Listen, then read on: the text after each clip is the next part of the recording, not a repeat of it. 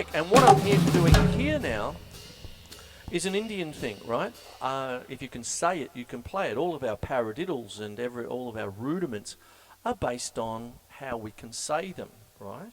So this goes to what I'm talking about tonight, as weird as this show is.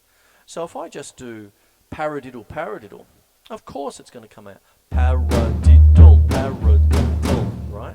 The diddle is the double tap. Paradiddle, paradiddle, paradiddle, paradiddle. How many times have I explained that since 1995? Paradiddle, paradiddle, paradiddle. Okay? Paradiddle, paradiddle, paradiddle, paradiddle, paradiddle, paradiddle, paradiddle, paradiddle. Paradiddle, paradiddle. Indian tabla is taught by phonetic sayings. Ducka-ting, ducka-da-duck, sort of thing. Now, I'm no expert, I dabble, but tucka-tucka-ta-tucka-tucka-ta, tucka-tucka-ta-tucka-tucka-ta-ta, tucka-tucka-ta-tucka-tucka-ta-ta, tucka-tucka-ta-tucka-tucka-ta-tucka-tucka-ta-tucka-tucka-ta. Now, that's Indian classical music. Ravi Shankar, God bless his soul, people like this that just grew up with this kind of, musical system. And what are we doing? We're listening to Dream Theater, and we're listening to math metal, we're listening to Dillinger Escape Plan, we're listening to Zappa, we're listening to, oh boy, everybody, Mastodon even, sort of thing. A little bit of Jethro Tull, but I'm going a little bit off. If you're getting right into it, math metal, that kind of thing. Let's just talk Dream Theater, which I've done quite a bit lately. Tucka-tucka-ta-tucka-tucka-ta-tucka-tucka-ta.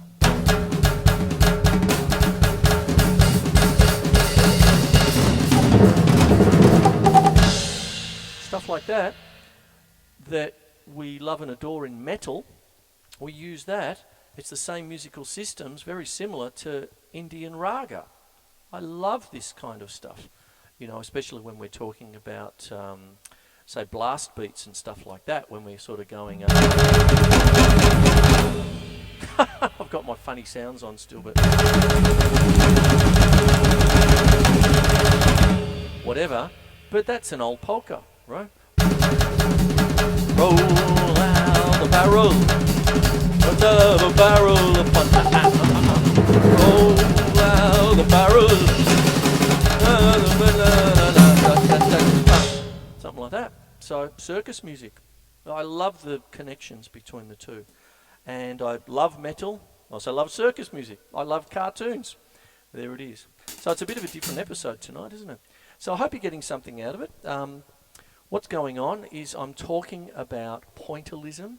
Pointillism basically means short and detached phrases, sort of thing. We hear this stuff. This stuff is used in cartoons. And the person I mentioned before was Carl Stalling.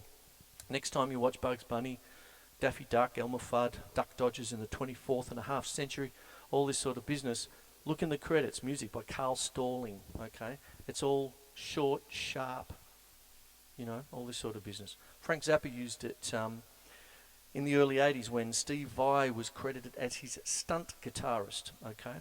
And a brilliant young Steve Vai would basically play along to Zappa's sort of satirical lyrics, like the Jazz Discharge Party Hats and the Dangerous Kitchen, both from the Man from Utopia album 1983.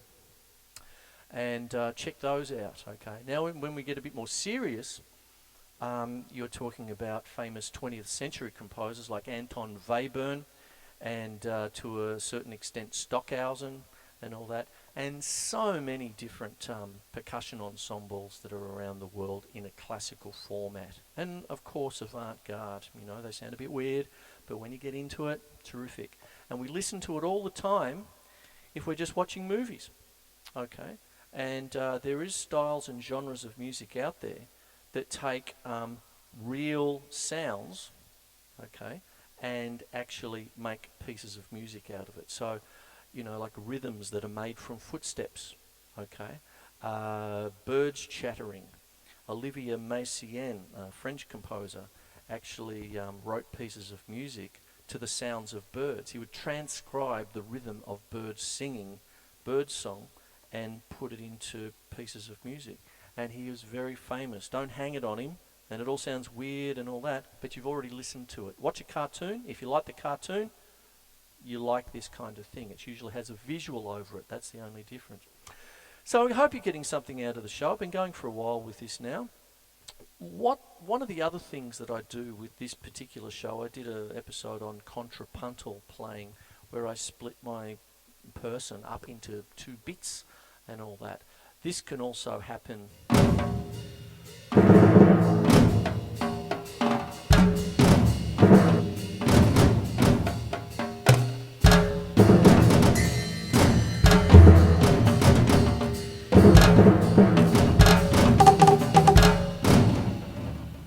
That is a form of hocketing to a certain degree, but within myself, I'm cutting myself down the middle there. So there's something there for you. I better wrap the show up. It's all about pointillism.